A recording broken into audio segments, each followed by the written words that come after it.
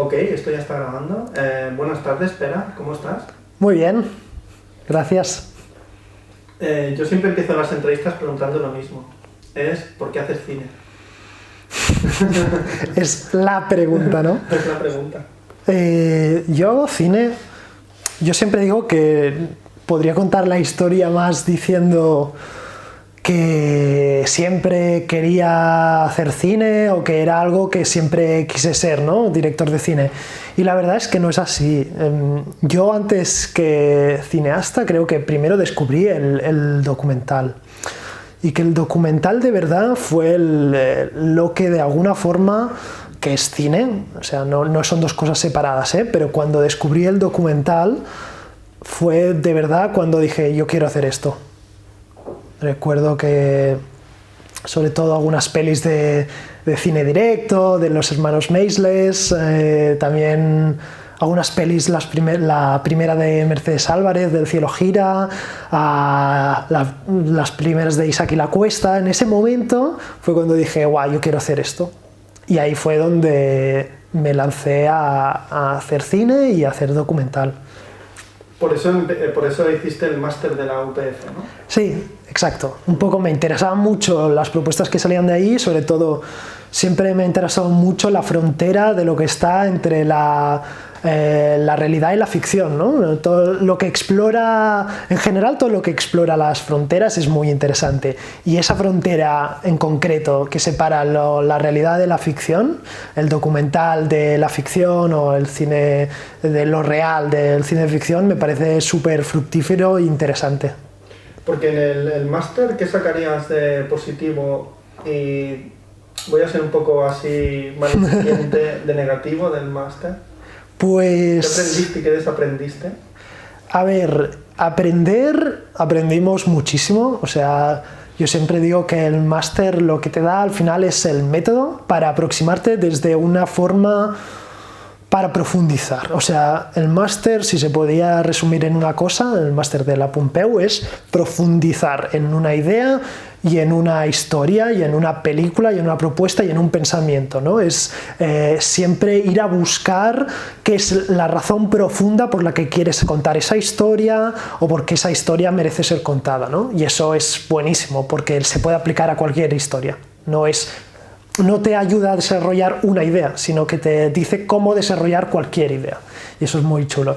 Y si tuviera que decir algo que menos te gustó, que menos me gustó, quizás sería el hecho de que, bueno, pero eso ya es también algo personal, ¿no? Que estás tan rodeado de gente a la que admiras y de grandes referentes y grandes películas que han salido del máster, que también vienen de otra época, ojo, de que el cine, el contexto de hacer películas cuando empezó el máster era muy distinto al de ahora, también a nivel de presupuestos y de muchas otras cosas, que de alguna forma esto te puede limitar y anular un poco, el verte rodeado de un listón o de tener un listón que siempre se ve como altísimo, ¿no? Y creo que me ha pasado a mí y le ha pasado a otros compañeros, de que el máster te impone eso, una forma que a veces te quedas un poco paralizado de esos referentes con los que te manejas. O sea, una especie de autocompetencia con uno mismo.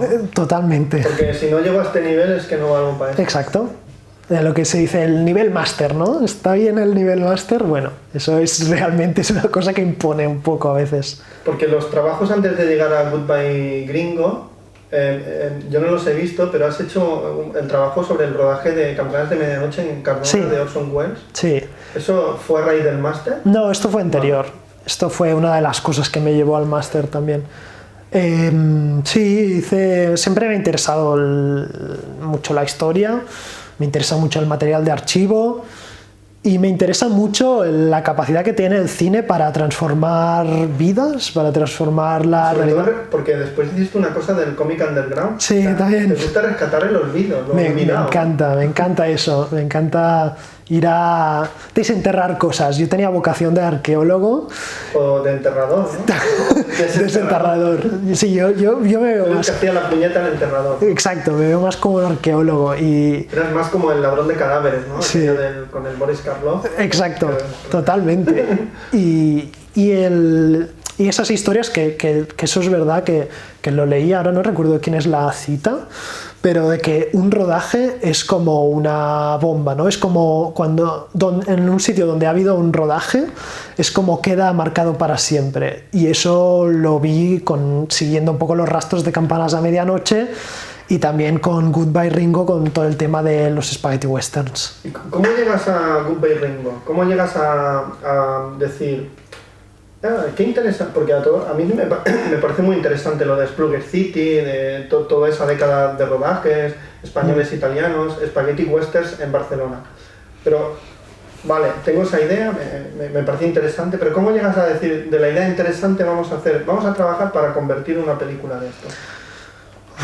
Pues vale, pregunta, ¿eh? La pregunta sí, tiene miga. A ver, realmente... tiene que ver con también cómo funciona un poco yo, que al final hay cosas que no sé por qué, cuando ideas, historias que me hacen volar un poco, me llevan a imaginar, a ensoñar, a dejarme llevar, a fabular también de alguna forma, ¿no? Y esta historia, de golpe, fue una historia, al descubrir casi por casualidad la existencia de Splugger City, de los estudios Balcázar y del Spaghetti Western hecho tan cerca de donde he crecido, pues fue una de esas cosas que me llevaron a soñar con un mundo, fabular, inventarme algo, ¿no? Y me parecía creativo, me parecía que era un poco efervescente, material que me hacía un poco hacer volar la imaginación, ¿no? Y entonces, pues ahí sí que es verdad que eso fue el primer estímulo, pero de alguna forma a partir de ahí empezó el trabajo de verdad, que es el de confrontar tus ideas y tu imaginación con la realidad, picar piedra, ver qué sale, desenterrar cosas de verdad, y ahí sí que es verdad que se fue transformando todo. Porque ¿qué fue más difícil? El apartado de documentación, de buscar de buscar para encontrar la película, o una vez que tienes todos los materiales, decir, porque he visto que hay mucha gente colaborando en el guión y participando en el guión, y esto me hace pensar que, corrígeme si me equivoco, que fue una tarea muy ardua llegar a construir esa historia, ¿no? Porque la película habla de, no sé, hay muchas cosas, o sea, hay muchísimas cosas, es como un caleidoscopio puzzle, un laberinto sobre un montón de ideas, ¿no? De que queréis plasmar, porque hay desde el pasado, el olvido, la historia, te podría decir hasta los cambios sociales, los cambios del urbanismo social, cómo ha cambiado, cómo recordamos, ¿no? Encontrar a esos protagonistas, ¿no? A los italianos, por ejemplo, o decidir, voy a contar la historia a través de este señor mayor que quería ser actor y acabó siendo especialista, ¿no? O sea, ¿cómo se organiza todo eso? Porque a mí me parece una tarea. O sea, llegar a eso... o sea, ¿Te parece bien? O sea, estás en lo cierto. Me parece como... o sea, es difícil, ¿eh? Sobre todo, mira, yo digo una cosa en broma ahora porque... que es que no sé si volvería a hacer una película sobre algo que ya ha pasado, sobre una historia que ya... del pasado, básicamente porque... justo lo que estás diciendo tú, o sea, la investigación, hay dos investigaciones, una que es la de datos, la de recopilar fechas, nombres de películas, nombres de actores, de directores, de documentación, pero hay otra que es durísima, que aquí es donde ha intervenido mucha gente, que es, vale, ¿y qué filmo? O sea, ¿qué vamos a grabar? Porque es que esto ya pasó. Esa investigación y ese guión que tiene que ver más en qué pongo delante de la cámara, cómo lo contamos, cómo mostramos en el presente algo del pasado. Porque claro, ese es el gran tema, ¿no? De coger una historia, un tema histórico, que es cómo haces en el presente para mostrar el pasado. Y ese fue... el gran reto de la película, que es verdad, y de cualquier película histórica tiene ese punto que es muy complejo. Porque buscar los espacios, o sea, queréis hablar de un espacio que ya no existe, que solo queda una palmera sí. Y muchos recuerdos, pero buscar esos espacios donde vais a rodar, ¿buscabais la ruina, el abandono, o era una cosa más de hacer como una confrontación de espejos, ¿no?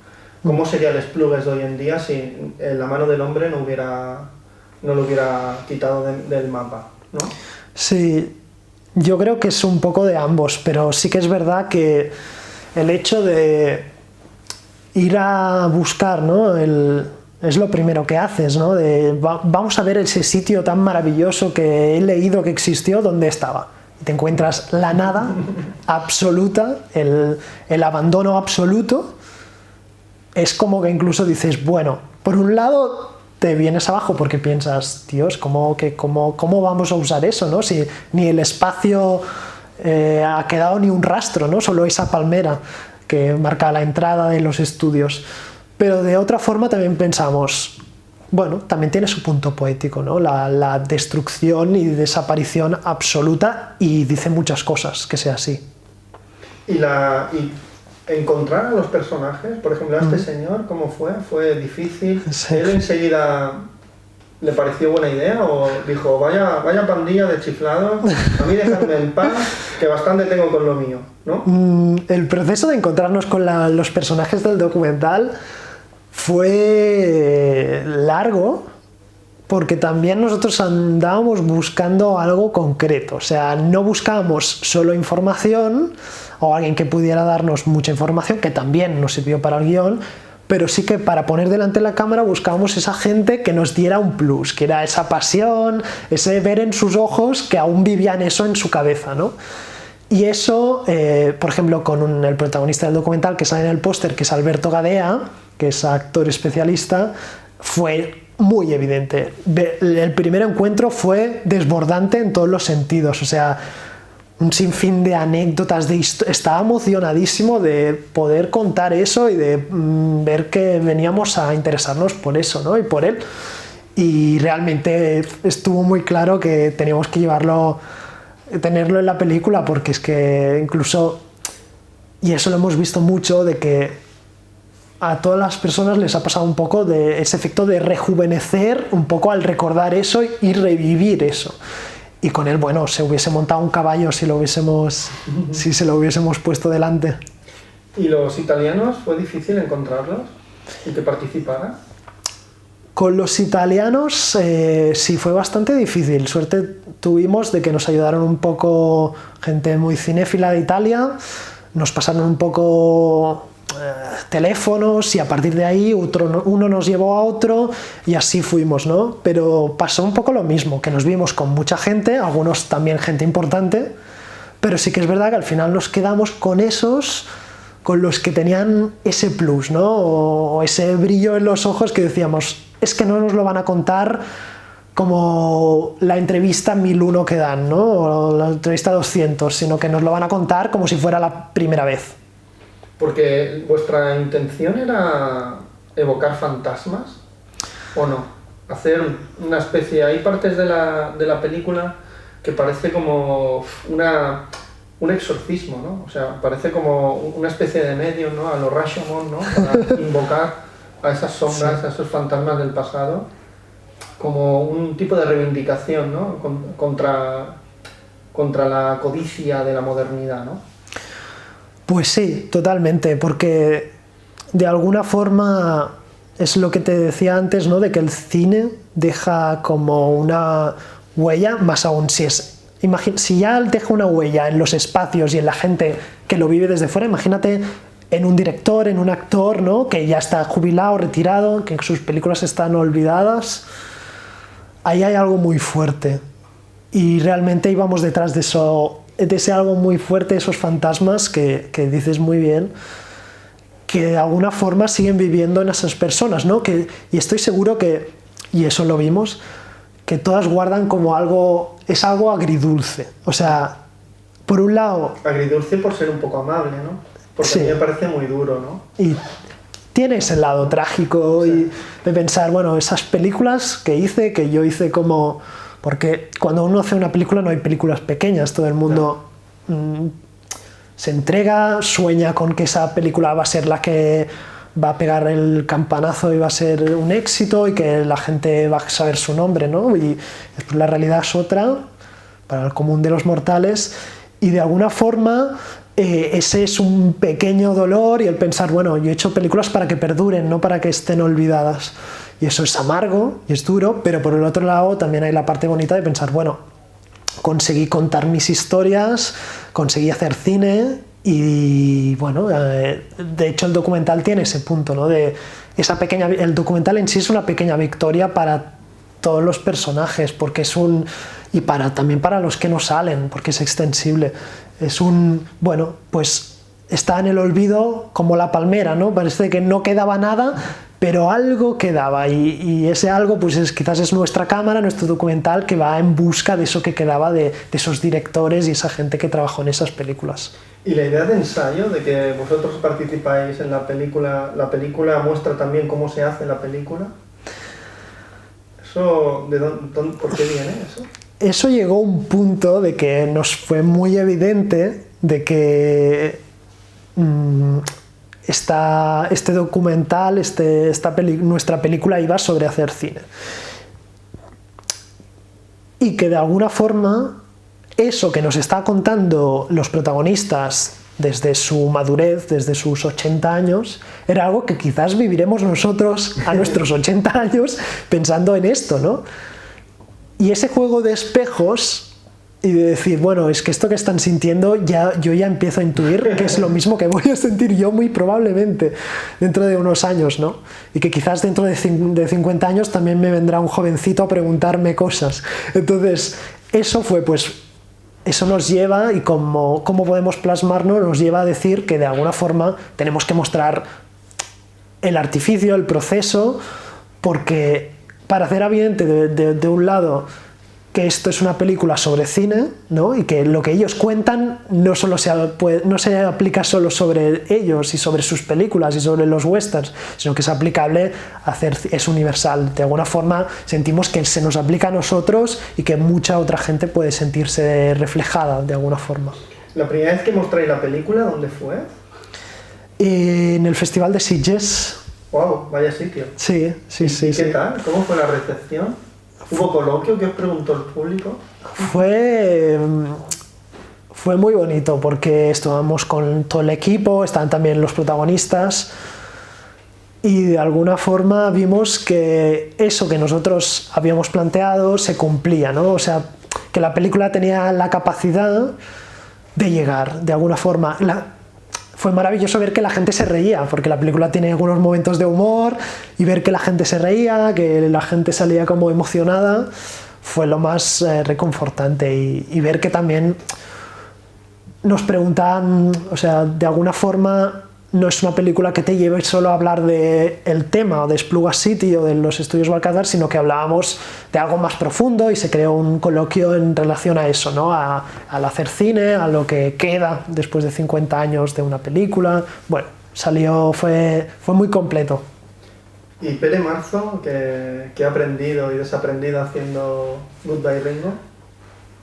Pues muchísimas cosas. ¿Te has quedado ganas de volver a hacer películas o has dicho, bueno, ya he vivido la experiencia, voy a hacer otras cosas? No, me han quedado muchas ganas, porque siempre hay un punto crítico que crees que no volverás a hacer una peli en tu vida, pero después esos momentos, esas charlas, la gente que te cuenta lo que ha sentido, te llenan de nuevo esas ganas, ¿no?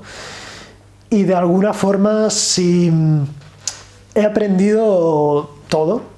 Yo creo que es mi primera película de alguna forma, y ha sido un proceso muy duro, y de alguna forma sí que creo que he aprendido también a separar, y esa es una lección importante, lo que es la película que tú tienes en la cabeza de la realidad, ¿no? Y que esa confrontación y en esa lucha también hay algo interesante, pero que es doloroso. Y ahí he aprendido que no todo es esa película mental que tú llevas en la cabeza, que nunca vas a poder llevar a cabo, ¿no? Y esa ha sido una buena lección también. ¿Y hay algún momento que es muy emocionante que rescatarías durante el rodaje? Sí. ¿Cuál sería? De alguna forma... ¿Conocer a Alberto Gadea, por ejemplo? Al conocer a Alberto Gadea fue sin duda un momento maravilloso. Y ver cómo de golpe dejaba de tener 80 años porque lo que le estabas proponiendo era hacer cine de nuevo y volverse a poner el sombrero de vaquero y volver a ser un actor, Eso fue muy bueno, pero eso también lo vivimos en Italia, y ese es el caso más extremo, con Giorgio Capitani, que es el director italiano de Los Profesionales del Oro. Que falleció durante el proceso, ¿no?, de la película. Sí, justo después. Estuvimos 3 días con él. El primer día llegamos, le vimos, estaba en una silla de ruedas, casi no nos respondía, no contestaba, apenas hablaba, con 88 años. Y pensábamos que sería imposible rodar nada. Pero poco a poco fuimos hablando, fuimos mostrando interés, preguntándole por sus historias, por sus sentimientos, por sus vivencias, y fue mágico ver como un proceso de rejuvenecer, cómo rejuveneció de golpe y terminó dejando la silla a un lado y haciendo una secuencia que para mí es una de mis favoritas de la película, en que él se pone a redirigir o volver a dirigir una secuencia suya de un western, ¿no? Pero fue la metamorfosis total de estar casi vegetal, por así decirlo, a pasar a quitarse años de encima y estar vigoroso y súper activo y fresco de mente. Fue muy bonito. Es que el proceso que hacéis tanto como Alberto Gallega como Giorgio Capitani es dejar la sombra y materializar eso que se quedó en el pasado, ¿no? Les dais como un momento de sentirse otra vez lo que eran. Sí, de volver a vivir eso. De fisicidad del fantasma. Exacto, de que el fantasma, al menos por un rato, se apodera de ellos, sí. Y les que al menos quizás eso es la parte buena, ¿no? Que hablamos de la parte amarga, pues quizás esto es lo bueno, que eso tiene la capacidad de volver y de golpe pues ser capaces de olvidarse de que tienen 88 años, ponerse de pie y recordar cómo dirigió una escena y los actores, ¿no? Es muy bonito eso, nos encanta.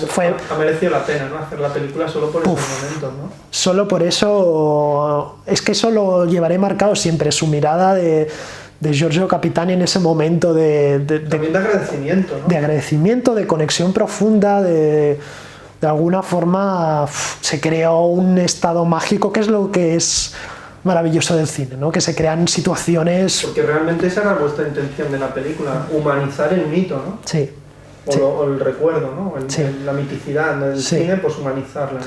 Sí, de alguna forma esto lo llevábamos marcado, que era que no nos interesaba el mito, o sea, en todo caso nos interesaba para desmontarlo, pero teníamos muy claro que íbamos más a buscar no esas grandes estrellas, ni esa gente, ni esos grandes testimonios que todos conocemos, sino esas historias que nunca verán la luz, de esa gente igualmente genial, quizás en otros aspectos, o directamente geniales, pero que no tuvieron el foco nunca encima, y eso les hace aún más interesantes, aunque sean desconocidos y para el público a priori pueden decir, bueno, es que yo no sé quién es, pero bueno, es que lo que tienen que contar y ese sentimiento que va mezclado con eso, con esa idea de no tener el foco encima, creo que es incluso más potente, porque encima no tienen un discurso construido, como muchas grandes estrellas ya saben lo que quieren contar muchas veces, cómo cuentan su propia historia.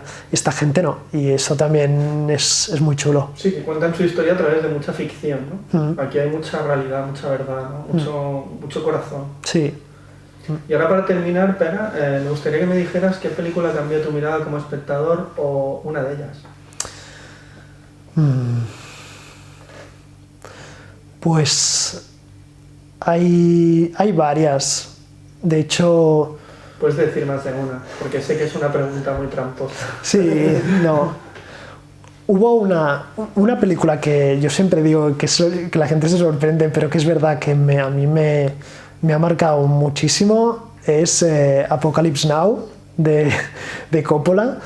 Pero es que es verdad, es una de esas... Y encima cuando descubres, ¿no?, todo lo que hay más allá de la película, sino alrededor, el making of, aún más, ¿no? Pero es de esas películas que me atravesaron de una forma profunda, la fotografía, las actuaciones, el tema profundo que subyace, ¿no? Y después en documental, un referente así más cercano para mí es Isaac y la Cuesta, de alguna forma. El Craven vs. Craven, que fue su primera película, fue el primer momento que dije, yo quiero hacer algo así. Me interesa muchísimo lo que plantea, los juegos que plantea y la propuesta. Y también, como te decía, o Grey Gardens o Salesman de los hermanos Maysles, que me parecen maravillosas, de ejemplo de cómo la realidad delante de una cámara y el cine documental puede llegar a algo tremendamente poderoso. Pues espera, un placer hablar contigo. Igualmente. Gracias por tu tiempo, por tu película. Y yo siempre digo hasta la próxima película. Pues gracias y que así sea.